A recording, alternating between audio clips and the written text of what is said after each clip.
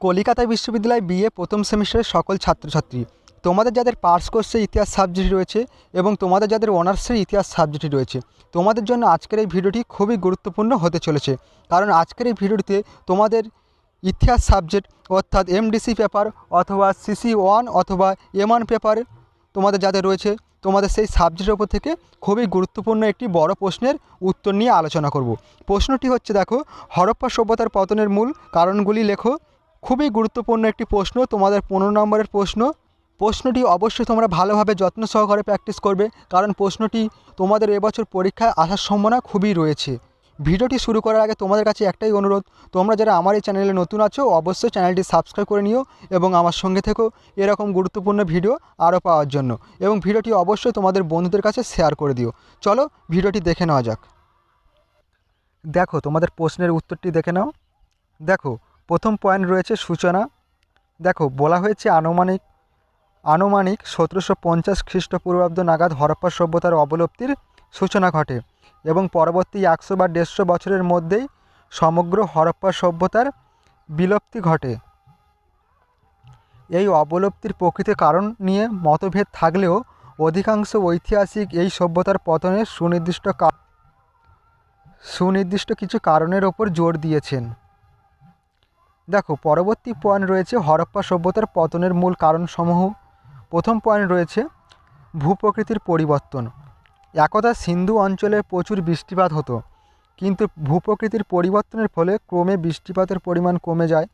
ফলে সিন্ধু অঞ্চলের মরুভূমির সূচনা ঘটে।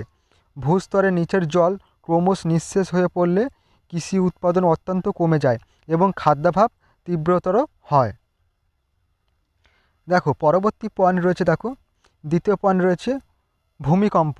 গবেষণা থেকে জানা গেছে যে সিন্ধু উপত্যকার নিকটবর্তী অঞ্চলে ভূমিকম্পের উৎসস্থল ছিল। খনন কার্যের ফলে প্রাপ্ত সৎকারের নমুনা না থাকা ক্ষতবিক্ষত নরকঙ্কালগুলি থেকে এই ধারণা করা যায় যে ভূমিকম্পের ফলে এই সভ্যতার বিনাশ ঘটেছিল। দেখো, পরবর্তী পয়েন্ট রয়েছে বন্যা। অনেকের মতে বন্যা ও প্লাবন সিন্ধু সভ্যতার বিনাশ ঘটিয়েছিল। সিন্ধুবাসীরা নদীতে বাঁধ দিয়ে চাষাবাদ করত এবং এর ফলে সিন্ধু নদের জল অবরুদ্ধ হয়ে পলি জমে নদীগর্ভের উচ্চতা বৃদ্ধি পায়। ফলে প্রতি বর্ষাতেই নদীর জল দুকুল ছাপিয়ে নগরগুলিকে প্লাবিত করে। M.R. সাহানির মতে প্লাবন সিন্ধু সংস্কৃতিকে ভাসিয়ে দেয়। তোমরা অবশ্যই এই প্রশ্নটি ভালোভাবে খাতায় নোট ডাউন করে নেবে এবং ভালোভাবে প্র্যাকটিস করবে। এই প্রশ্নটি তোমাদের পরীক্ষায় এবছর আসার সম্ভাবনা প্রবল রয়েছে। দেখো, পরবর্তী পয়েন্ট রয়েছে, দেখো, 4 দাগে সিন্ধু নদের গতি পরিবর্তন। সিন্ধু নদের গতিপথ পরিবর্তন। সিন্ধু নদের গতিপথ পরিবর্তনের ফলে মহেঞ্জোদারোর বাণিজ্যিক গুরুত্ব নষ্ট হয়। পাশাপাশি তীব্র জলাভাবে এই অঞ্চলের কৃষি ব্যবস্থা ভেঙে পড়ে। শুধুমাত্র সিন্ধু নদ নয়, শতদ্র ও যমুনা নদীর গতিপথও পরিবর্তন করার সমগ্র সভ্যতাটি অবলুপ্তির পথে এগিয়ে যায়। দেখো, পরবর্তী নেক্সট পয়েন্ট 5 দাগে রেখেছি। দেখো, রক্ষণশীলতা। হরপ্পা ও মহেঞ্জোদারোর ক্রমিক অবক্ষয়ের আর একটি কারণ ছিল স্থবিরতা। জীবনযাত্রার কোনো ক্ষেত্রেই উন্নত রীতির প্রয়োগ ঘটাতে নাগরিকরা আগ্রহী ছিল না। এই রক্ষণশীল মনোভাব তাদের জনজীবনকে পঙ্গু করে তুলেছিল। দেখো, পরবর্তী পয়েন্ট রয়েছে, দেখো, বনাঞ্চল ধ্বংস। সিন্ধুবাসী গৃহ নির্মাণের প্রয়োজনীয় ইট পোড়ানোর জন্য তারা যথেষ্টভাবে বনজঙ্গল ধ্বংস করে। ফলে বৃষ্টিপাতের পরিমাণ দ্রুত কমে যায়। প্রত্নতত্ত্ববিদ প্রোজেলের মতে বনাঞ্চলে ধ্বংসের সঙ্গে সঙ্গে বন্য জন্তুর সংখ্যাও হ্রাস পায়, অথচ একটি সভ্যতার টিকে থাকার জন্য এগুলি ছিল অপরিহার্য। পরবর্তী পয়েন্ট রয়েছে, দেখো, অন্তর্বিপ্লব বা গৃহযুদ্ধ। সিন্ধু সভ্যতার ধ্বংসের কারণ হিসেবে অধিকাংশ পণ্ডিত সংঘাত ও রক্তপাতকে নির্দিষ্ট করেছেন। তবে এই সংঘাত ও রক্তপাত কেন ঘটেছিল সে বিষয়ে দ্বিমত আছে। কারো মতে অন্তর্বিপ্লব বা গৃহযুদ্ধ থেকে এই রক্তপাত ঘটেছে। দেখো, পরবর্তী পয়েন্ট রয়েছে, দেখো, 8 দাগে অভিনিষ্ক্রমণ। কোনো ঐতিহাসিকের মতে প্রাকৃতিক, সামাজিক, রাজনৈতিক ও অর্থনৈতিক প্রভৃতি কারণে সিন্ধুর অধিবাসীরা এক সময় তাদের মাতৃভূমি ত্যাগ করে। তাই বলা যায় সিন্ধু উপত্যকার বাসিন্দারা আরও উন্নত জীবন ও নিরাপত্তার আশায় অভিনিক্রমণ করলে হরপ্পা সভ্যতার জনশূন্য হয়ে পড়ে।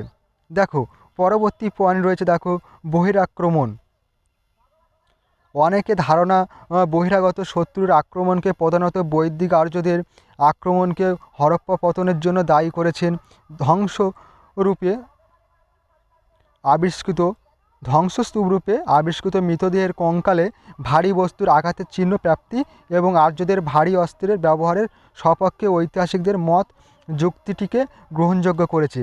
পাশাপাশি বৈদিক দেবতা ইন্দ্রকে পুনরুদ্ধার বা নগর ধ্বংসকারী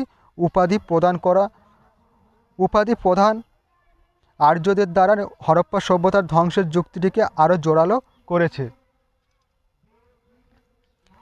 দেখো পরবর্তী পয়েন্ট রয়েছে সাম্প্রতিক গবেষণা।